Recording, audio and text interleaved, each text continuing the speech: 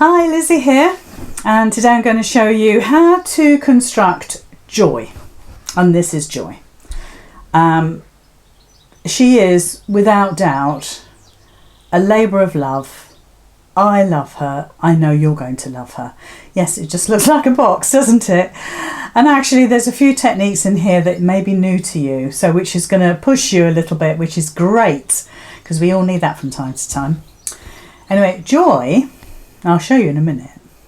Joy will either be an heirloom piece for you to keep for yourself, which is exactly what this is going to be for me, or it's going to be something that you're going to gift along with something else. So it's obviously a box, so you can put something inside of it to gift. Now, you may, when I open this up, you may think, I'm not gifting anything. This is enough. Okay.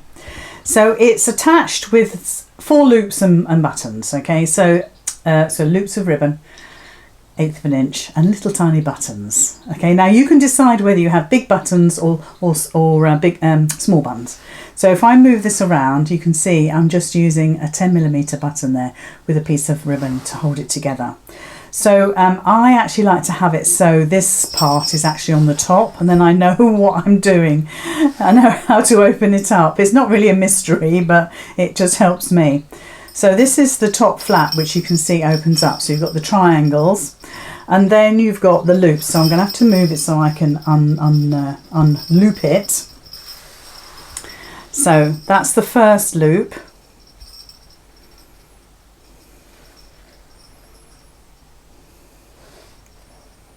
Okay, so now can you see now? A bit like a jack in the box, isn't it? So you can see now what I'm talking about when you say, I'm not going to gift this, because I don't think I would want to. But it may be, maybe you've got a new grandchild and you think, oh, this would be the perfect heirloom for them. So then you can open up the front and maybe you can put something inside, like some potpourri in a little bowl or a packet. A candle, please don't light it, but a candle wrapped up, so that's a gift within a gift. You can hear that bell. But all of the sides, all 6 sides have been decorated with English paper piecing. I'm going to talk to you as we go along about that. It's all covered in the instructions. Isn't it glorious? I just love to show it off. This has all been made with the new 2021 Christmas Liberty collection, and I've picked out the blues. So in the Seminole quilt top behind me, I don't know which way to go for the best. That's all greens and reds, but in this for the box for Joy, I picked out all the blues, and it's all the same collection. So, but you've got those different tones. So it all opens up. Like I said, it opens up flat. And the idea is 2 things. The idea is, firstly, you can admire your work and think, oh my goodness me. But also, you could hang this up as a wall hanging. You could hang it up like that against a wall and have it as a wall hanging. And a bit more of a sort of an abstract-y one. You can have the tassel hanging down. And if you want to put something on this triangle, I wanted to keep mine plain, but if you wanted to put something on that triangle, by all means, do some embroidery on there. But there we are. So that is your box, and that is called Joy. And it all just it loops and buttons together again. So you end up with a box, and I'll do it like that without doing them up. I mean, the trick is to make sure that your loops will go over the buttons easily before you glue them down. Okay, so that's what it looks like. Looks nice, doesn't it? And then obviously once you open it up, it becomes that centerpiece on your table, or maybe on your coffee table. It's a bit of a talking point. I am going to talk you through how we construct it, how we put it together, various stages. I'm not going to make a whole one because the video would be too long and we don't have that sort of time, but I'm going to talk you through it. I'm just going to pop it out of the way. So there's various components to this, and I'm going to take you through how to put like one panel together, but I'm not going to do all the patchwork. So what you're getting are all of your templates that you need. Now, I have created your templates for English paper piecing. So you have enough shapes for each of the designs in the box. But you've also got the templates for the fabric, and you've only got one of those because that's all you need, because it's like a paper pattern of the fabrics. So there's your 6 designs, and they're all bigger than your English paper piecing pieces. Okay, so these are for your fabric, these 6 are for your fabric, and the other ones I would keep exactly as they are. They're for your English paper piecing. So each one of those you're going to cut out on the line and be accurate with that, and you're going to cover that with fabric as you would with English paper piecing, and I'll cover that with just one of the pieces so you can see. On the this one, you've got the template for the triangle, because the box panels are squares, so you don't need a template for that, because I give you the exact measurements for the squares. For the triangle, you needed to have a template. Now you're going to cut these out of card. So if you actually cut these out from the pattern piece here, your copy paper, and then draw around them onto card, that's what you need for the stability of the box. We're not using Decaville, we're using card. So this may well be a new thing for you as a stitcher. It may be something that you've never explored before, which is great, isn't it? You can try something new. So you've got one small triangle and then you've got the larger triangle, but you do need to cut both of those out in card. And then again, you need to cut out your fabric a 1/2 inch bigger. I would give you at least 1/2 inch bigger all the way round, and I'm going to show you in a sec, to make sure that your fabric covers your triangles. Okay, and it will become clear as we go along. Okay, so let's go to the side camera and let's talk about these triangles. Let's just get that out of the way. So these are the 2 templates that are on your pattern. Okay, and all I did was I drew round on a piece of card. It can be a cereal packet if you want to, and I just traced around and I cut that out in card. Okay, that's 250 GSM card, but it can be thicker if you want. It's just what I happen to have to hand. And then with the smaller piece, you're going to do exactly the same. You're going to cut the template out of the paper, and then you're going to cut from card. And when you place them on top of each other, you've got that instant sort of 1/4 inch distance all the way around. And when we look at the project, let me just bring this in. I have to excuse the bell keep ringing. That's what it'll look like once you've covered it. So the wadding is the same size as your card, and it says that in the instructions. And you place the wadding onto your card, then you place your fabric over the top, and you cover your card. So you cover it with the outer fabric first, cover your single layer piece of card with your backing fabric. I've just used white, and then you're just literally gluing that together. There's no stitching involved with this part. Okay, when you put these together, there is no stitching. So you can, like I say, you can decorate that triangle piece if you want to, but I've just left mine as it is. It takes the bell and the tassel. That's optional, but I like it. And got the tinkle tinkle all the time. Okay, so I just wanted to cover that to make sure you're all clear about how you're working with these pieces. Cut them out of the paper pattern that I've given you, and you cut them out of card. And then your fabric should be cut a 1/2 inch bigger all the way around, so you can cover your card with your fabric. And the wadding is exactly the same size as the big one. You do not put wadding on the inside. None of my panels on the inside have wadding. None of them. Only the outside panels. You just don't need it. So that covers the triangle bit, so you're quite clear on how that works. So I'll pop that to one side. So let's talk about the the actual construction then of the main part of the box. So there's your big piece of card. It's quite obvious in the, I'll come to the front camera just for a while. It's quite obvious in the pattern, which is the big size card, okay?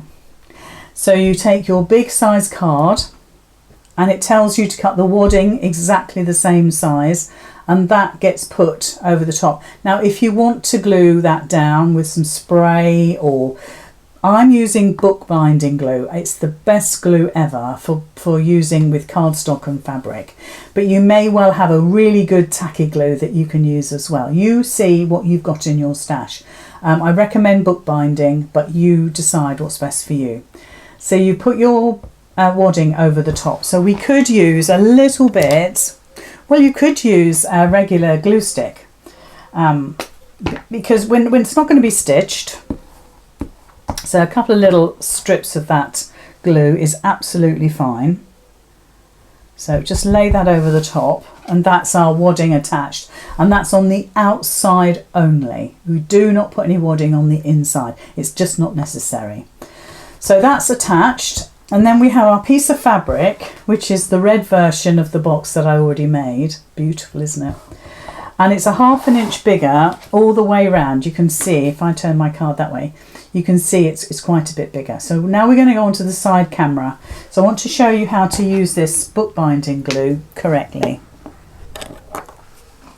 It's not a glue that you need to use tons of. Right, so let's go on that side camera. So we've got the right side there, and that's facing down, right side down. We've got the wadding on our card, look, and we're going to place that right side down. And in the instructions, it shows you exactly what to do, but I'm just going over this with you just to make sure that you're really happy about this. Now I've got a tub of, this is Pin Flare, it's the best on the market. So I've got a bottle, but I've also got tubs of this as well. It will last you ages. So just put a little dollop, tiny, tiny, tiny, look, tiny, tiny, tiny. Hardly anything, and you think, well, that's not going to stick anything. And then even more so, I want you to spread it out. I want you to spread it out onto your card. Okay, so we've spread it out, and then you're just going to flip these corners over, and that will instantly bond. It's incredible stuff. And again here, you can peel it away for a little while. Don't be alarmed when I say it's an instant bond. You can move it around for a little while and then bring up this corner here. And there's a picture in the instructions that shows you this exact stage. So that's our corners glued down. There we go. See what that looks like. So now what we're going to do is that we're going to glue down these sides. Now there's a trick to this. Let me just see if I can find my pokey tool, because unless you glue, let me get my stiletto because that's easier for me to show you. Unless you glue inside here, these are going to be open if you like. I mean, you can glue in there if you want to. So you want to make sure that when you bring those sides over, that you've got that perfect fold up. So if I do it, maybe I'll do it here so you can see. So you're pushing that down and then you're folding it up, and then you get a better crease. If you didn't, this might well come over the top, and it's not going to make you a very neat finish. So just put your stiletto in there to hold that and then push it up. So once again, we're going to put a little bit of glue on. I mean, a tiny amount. You'd be amazed how little you need. And then you're just going to spread that out like that. Okay. And you're going to do what I just said. So you're going to put your stiletto tool or a pokey tool of some sort, and you're just going to lift that up. And just make sure you get the best point you can. And then what you're doing is you're pushing that up with your finger. And do you see how that's going to loop a bit if I'm not careful? So I'm just going to push my tool into there, make sure that fabric stays exactly where I want it to be, and just push that up. and just make sure that it's tight to the edge of your card. So that's a really lovely finish along there, look. Beautiful. And you do that all the way along. So just a little bit of glue. You're going to spread it. And then you're going to fold it. And again, like I say, get your pokey tool in there to fold that over. And if you want to glue those pieces down, by all means do that. Use your fingers to push that up over your card. And again, get your tool in there, bring that up. Okay. And get a really good strong finish. And I mean that's glued. I mean it's I don't need to peg it down or anything like that. It's absolutely glued. The only time, and I'll tell you in the instructions, right at the end when you put your patchwork panels on or your applique, because we'll talk about that as we go, then I left it overnight with a big pile of books on top. Make sure everything is super duper clean. Make sure everything is super duper clean. Put a cloth over the top or a towel, and then put your books on top. You absolutely don't want any marks on your beautiful patchwork. So again, just keep pushing that up with your fingers so you've got that really lovely crispy edge going along there. So the last one, and you never know, I might end up making a second box. I love this fabric and I love this technique, so we'll see. So push your fabric in, push it up with your fingers and really work it in so you get a decent point. I mean, you won't necessarily get a sharp point unless you really work at it because you've got all that fabric there, but you can give it a good go. But do the best you possibly can, because this could well be an heirloom. It really is one of those things that you're going to bring out every year. But don't forget, although I've done this because it's the Christmas month for us, don't forget that this could be in any sort of fabric. So this could be done for like a christening or a wedding. Well, doing it for a wedding would be amazing. And like I say, just make sure that your edges are turned over beautifully. And there we are. There's your first outer panel completed. Now you want to do 6 of those, so I suggest you do 6 all at the same time so you get that out of the way, and then just put them to one side because it's going to be ages before you need them again. When we do the patchwork panel, so when we make these panels here, is when you're going to bring these out, because we need to put the ribbon on, and then we need to glue these panels, these inner panels, onto the outer panels. Okay, but that's practically right at the end. So make up your 6 outer panels. So if we look at this one there, that's exactly what we've just made, just different colourway. It's got little teddy bears on it. Look, isn't that lovely? It's a really old-fashioned Christmas, isn't it? Robots, trains, rockets, aeroplanes, oh, little headphones. Anyway, beautiful fabric. So that's the outer panel made. So like I said, you want 6 of those, and in the instructions it will tell you now, once you've made your patchwork, to stitch the panels together. And I used a machine stitch, I didn't hand stitch. So I don't know how close you can get in here, but I use a very, very small zigzag and I zigzag these together.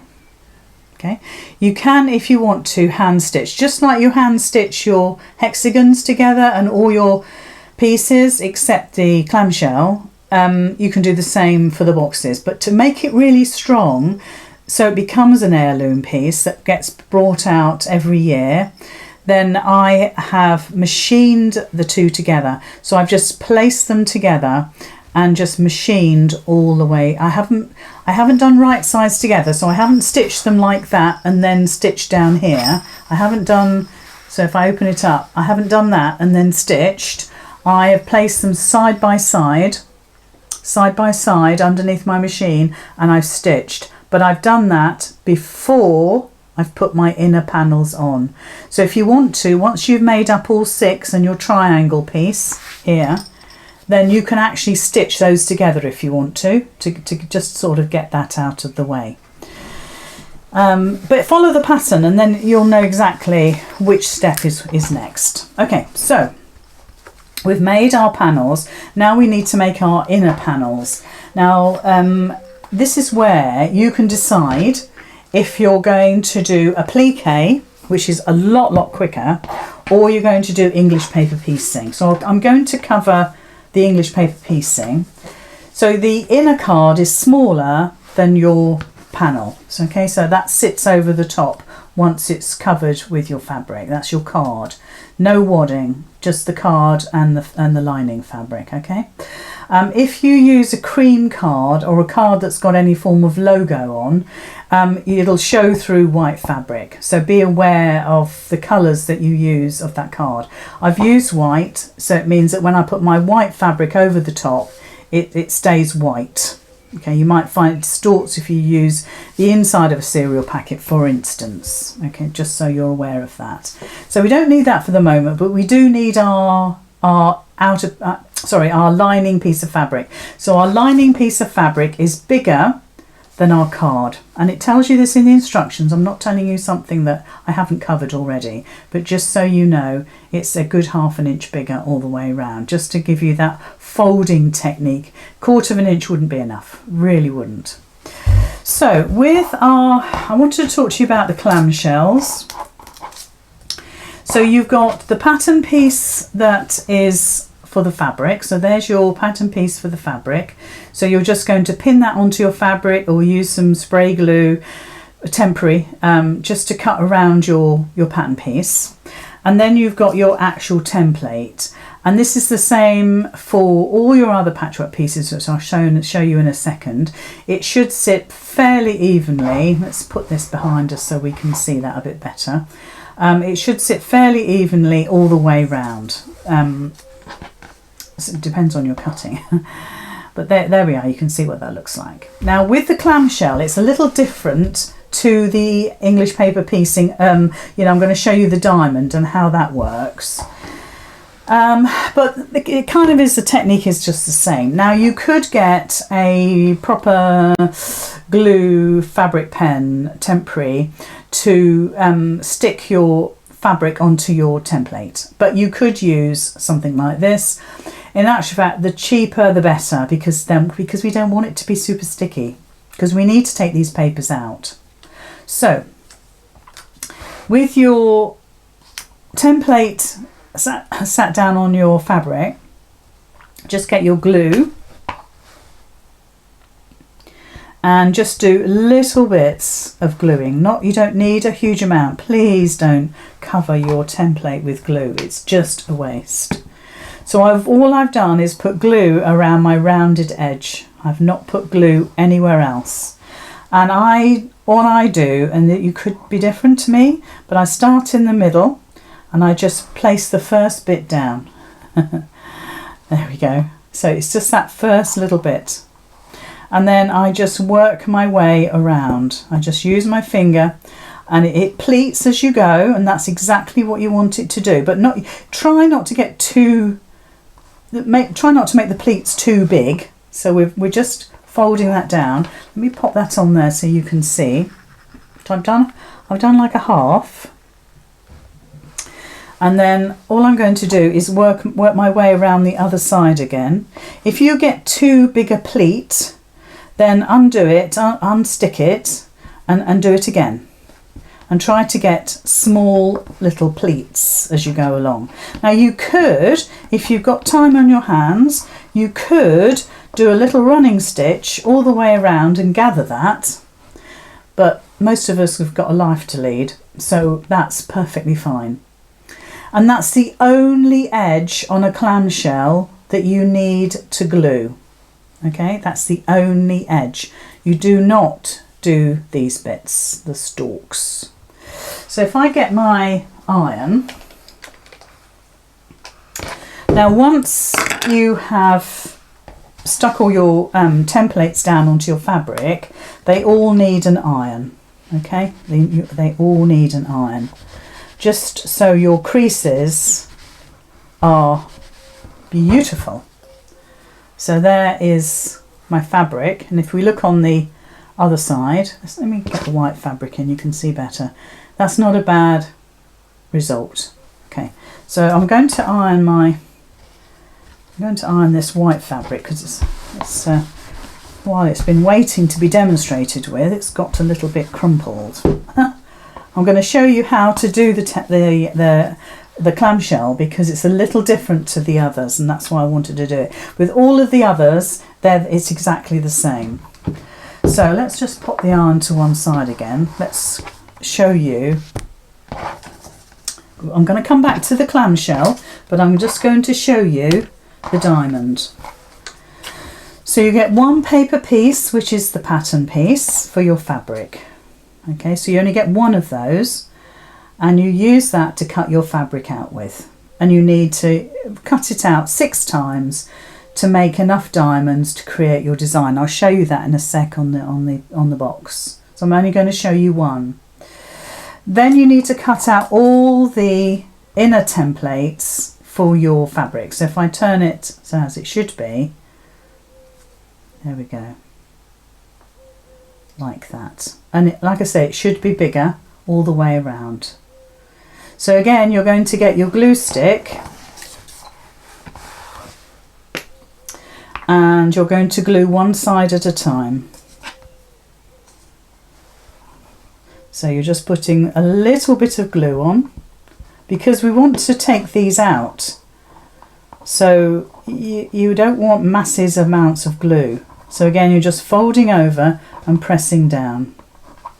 And you're working your way around, trying to keep this absolutely as straight as you possibly can, so it's sitting in the middle at all times.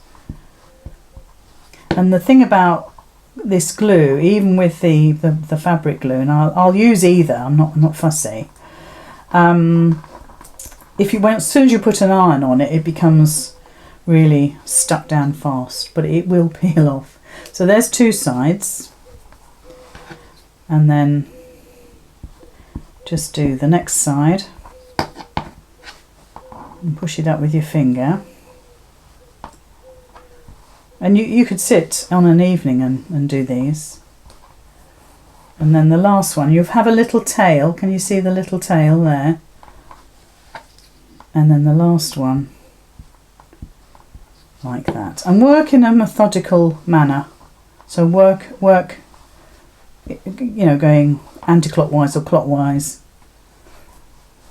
Okay. So there's our piece covered. You can see what that looks like. Let me use my white fabric because it looks so much better on that. So there's your piece done, and on the front side that's how it looks. Now all of these, say that's the piece that's going to go on the inner part of your design. They should all face the same way, and there's a picture of that in the instructions. So all of these tails should go the same way. It doesn't matter about the top bit. I'm going to show you what we do with the top bit in a second. So let's get the iron in again. Oops. And like the clamshell, give it an iron.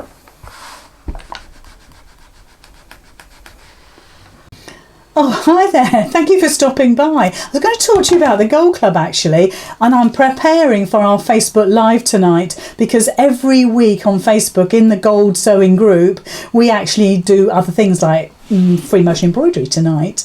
So the Gold Online Sewing Group, what is all that about? Well, if you go to my website, lizzycurtis.com, you'll see the sign up tab. Click on that, you get a choice of membership, but what you do get every month is 2 different super patterns, especially for you. And do you know what? When they go in the shop the next month, they're $4.99 each. So this is an absolute bargain for £5, about $6.20, something like that. You're getting those 2 full patterns with video tutorials as well. So why don't you join up today and join the online sewing group, which is known as the Gold Sewing Group. I'll see you there. Bye. There we go. And it's just beautifully pressed now. You could fussy cut all sorts. That little teddy bear and that pattern, you could have a little teddy bear in the centre of that. Some people think it's wasting fabric, but I don't think it is. So now that's just drying. It's hot, so I'm going to leave it for a moment, but this is nice and cool now. So with the now it's pressed, I'm just going to remove the paper, and if it's stuck a little bit, just give it a little bit of a tug. It will come undone. You've pressed it, so it knows exactly where it's supposed to go. And like I say, the cheapest glue is the best glue for this. You don't need to buy expensive glue. That's it. And you'll find that that's how it looks. It'll look scruffy. But you've already told it where the creases are going to be. So just get your iron in again and just put it down as it was before without the papers. And it'll go because you've already put those creases in. Let's just get that one a little bit better. There we go. That's it. And then just turn it over and give it a press again.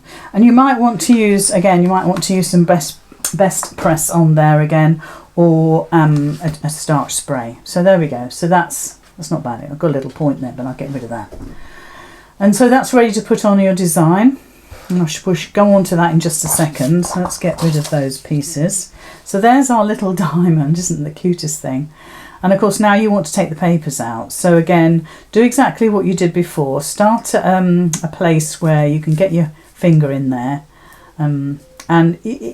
Because you're pulling it about, you'll need to iron it again to make sure it's lovely and crispy. And you think, oh gosh, all that effort of gluing, and now I'm just peeling it off. And don't throw the papers away, because you can always use them again. I popped them all into my needle case ready for the next time. So nothing's wasted. In fact, I'll show you, look. There's all my pieces in there. So again, with this, just the same as what we did before, just follow the shape, just tease it with your finger. It knows where it wants to go. You've just got to remind it that that's where it's going. And your tails are going in the same place, in the same way again. So give it a little press. And there's your, let's get the white fabric in. And there's your diamond.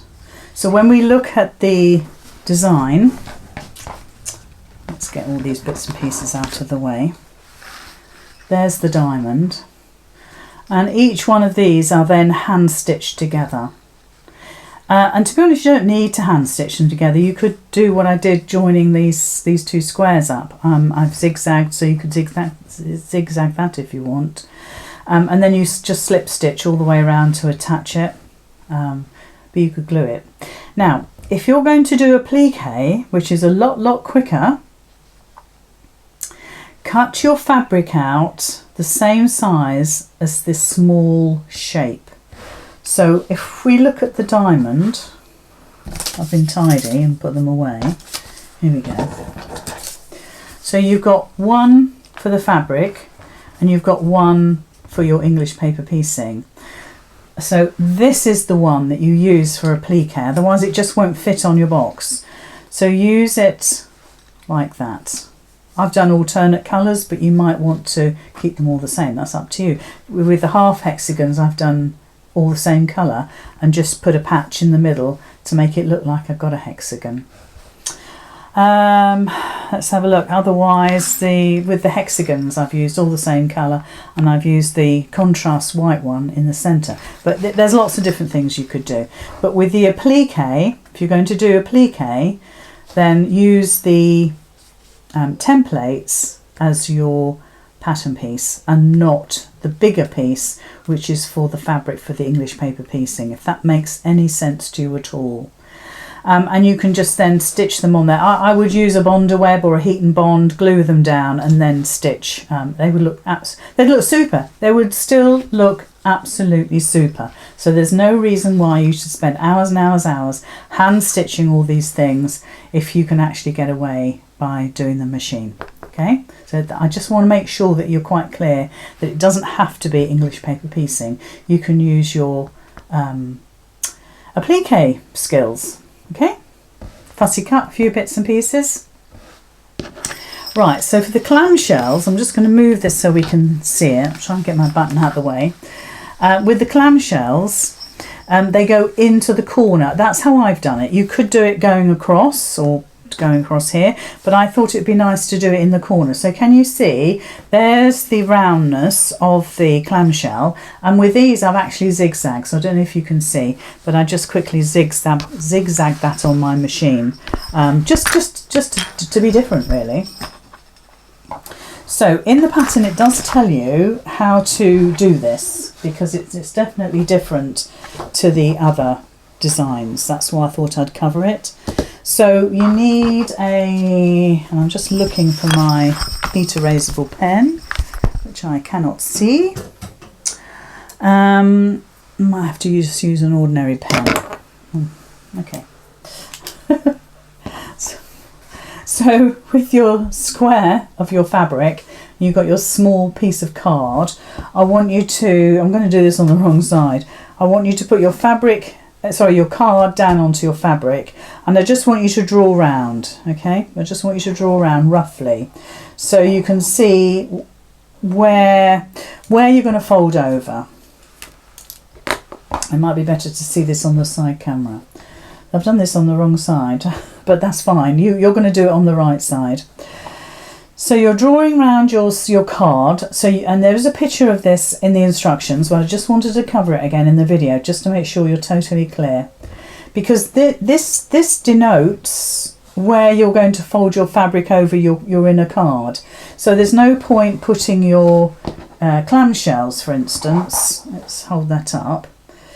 There's no point putting your clamshells sort of to cover the fabric right at the bottom. You're going to lose all of that, but as long as you get it within that kind of like a seam allowance, if you like, the fold over allowance, then you're fine. So when you put the next row in, you're only going to go just a wee bit beyond that, and you're going to cut it off, or you can leave it on. It's up to you. But what I'm trying to tell you is that design is going to be in this square, not on this outer square, so you can ignore it. So all you want to do is, when you line this up, is to make sure that you can't see any of the raw edges of your first clamshell, and that you don't have to cover the whole of the fabric.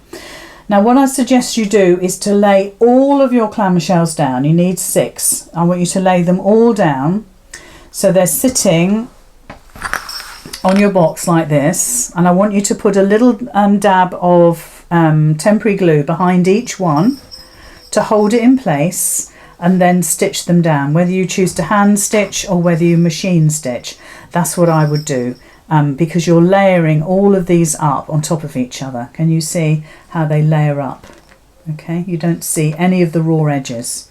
So if you remember when we put this together, I said to you, don't bother turning this bit over, because you're covering it with the next clamshell. Okay, so that's how that works. With the diamonds, obviously you don't need to draw in your square. You can just find your middle if you need to by just folding your fabric into a quarter, finding that center point. So when you place your piece down, you know that it's going to be right in the center, but you'll have already stitched all these together, and then they just sit beautifully in the center.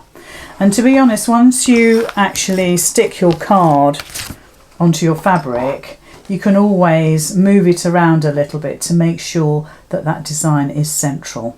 So once you've completed a panel, you're going to do exactly the same as you did before. You're going to 4 little glue dots, and you're going to fold your corners in just as you did before, and then you're doing your sides. Okay, and there's no wadding. That's all you do for the panels. Okay, so once you've done all 6 panels, and if you're doing English paper piecing, it's going to take you a little while, then you need to start thinking about your ribbons and your buttons, because you're done. But you need to do your ribbons first before you put your panels, your inner panels, on your outer panels. Okay, so, and it tells you all this in the instructions, but I just really wanted to cover this. So what you're going to do is you're going to cut a piece of ribbon about 5 inches long, and you're going to fold it in half. Okay, let me show you on the side camera. And what you're going to do is you're going to measure in 2 3/4 inches from that outside edge. So 2 3/4 inches is there. So I've made a little mark just there, look. That's where the ribbon wants to go. And in my case, I measured up 2.5 inches, just so I've got a reference point of where the ends of the ribbon should go. Now, you need to make sure that you've got a loop big enough. There we go. Let me get that white fabric. Oh, let me get the card, that's even better. Make sure that you've got enough of a loop to take your button. So this is my button here. Hold on, let me get it so it's sitting on there next to it. So I wanted to make sure that when I stitch my button on, that it would easily go through my loop, but not too big. You have got a little bit of an allowance because the ribbon isn't glued onto the right onto the outside edge of the box, so you've got a little bit of extra here, and that's intentional, but you just want to make sure that your loop is big enough. So it's roughly going to be about the same size as your button, not quite as big, but you'll be able to work that out. Whichever button, I can't tell you that part, you need to judge that for yourself. So what I did was, so there's my mark there, 2 3/4 inches, and there's my 2.5 up there. So get your bookbinding glue again. This is such good glue, but you're only gluing from your mark here up to the 2.5 inch line. You only need the smallest amount. Can you see how much I've used? It's tiny. Bookbinding glue is just incredible. Spread it out because you do not need it to be bulky. It's almost to the point where it's like, really, that is not going to stick anything, but trust me, it does. And then you're just making sure that your loop is sitting correctly. So I'm going to put half down. So let's just move that, and you've got a little minute or two with the bookbinding glue. And then I'm going to bring my loop around, if I can. There we go. And just line that up. So I'll get my hand out of the way in a second. There we go. It's not quite the same level, but it'll do. Okay, so can you see how that looks? I mean, I wouldn't bother trimming this away. So you've got a reference point here, which is a straight line from there to there. You can draw a line if you want to, but I've left a little bit of a loop there. So it's going to take the button, but I haven't stuck it onto my outer fabric. I've only stuck it to the end there. Okay, and that will be absolutely as strong as anything once it's dried. And then once you've put the card over the top, your inner piece, then that's how it looks. Looks absolutely super duper. A really professional finish. It really looks well, it's going to be an heirloom. It's going to look amazing. And then of course each one will have either an applique or an English paper piecing design on it. So obviously once you've put the loops on, you then need to place your panels down. So lay it flat on a clean surface. Place all your panels where you want them to be and play around with the design. Oh, there's my little English paper piecing piece there, my clamshell. So lay your designs down and decide where you want them to be. Then I mixed up so the darks weren't sitting next to each other. I don't think it makes a huge amount of difference, but for me it was satisfying just to move things around a little. And then each of those white inner squares need to have some bookbinding glue on them. So again, go all the way around with your glue, work it in with your spatula, pop it onto each of these outer pieces, and then lay a clean towel or pressing cloth over the top and then pile the books on. You know, get the books out of the cabinet, pile it on the floor, the table, wherever you've got this, and leave it overnight. To be perfectly honest, bookbinding glue will set within 5 minutes. But just for security, you do not want these squares coming loose. Just leave it overnight, be patient with it, and then come back the next day and it'll look amazing. Once that's done, you just sew the buttons on. Now you might think to sew the buttons on before you put the panels together, but quite honestly, you've got to make sure that they're accurately placed and exactly where you want them to be. And it really doesn't take a lot to sew 4 buttons on with shanks afterwards. Okay, trust me, I did it, it's perfectly fine. So once you've done that, left it overnight, you stitched your buttons on, maybe you need to put a bell on there and a tassel. I've chosen silver because it's blue. You please yourself what you do. And then your box is done, and all you've got to do then is to put it together. So let's do that. If I can stop the bell from ringing. And it's not fiddly, but it'll take a minute just to put all of the loops back on again. I don't think there's a particular order, but just work systematically around. Just bring the sides together. You'll find those loops just slip over the top and just slip over the top again. You might want to get your hand in the box just to help you out. Not easy at this angle, I must admit. Just slip them on. There we go. So there's the sides put together. Or you can have this as the side. I'll show you in a sec. So this one goes over the top and we loop it on.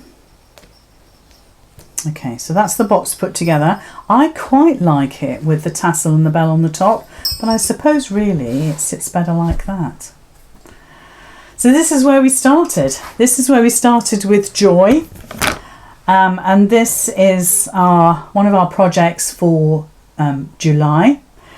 I know it's Christmas fabrics. The idea was to give you plenty of time to make the 2 projects, because you have Juniper, which is the quilt behind me. By the time you see it again, it'll be professionally long arm quilted. I cannot wait. And you've got Joy. Both are very... they are both labours of love. There's a lot of cutting, there's a lot of stitching together, a lot of hand stitching in this if this is the way you want to go, or applique, which is much quicker. I might do that next time. So both are projects that you'll need more time for, and that's why we do it mid-year, so you have plenty of time to get them completed. And if, like the box, you're in such amazement with it, you want to make another one, then again you'll have time to do that. So if we open that up, you can see inside. I just love it. I just absolutely love it. I love it because of the fabrics, not because of my workmanship particularly. But they are special, and they're meant to be. So this is Joy. And I'm not going to say I hope you make loads. I'm going to say I hope you make one.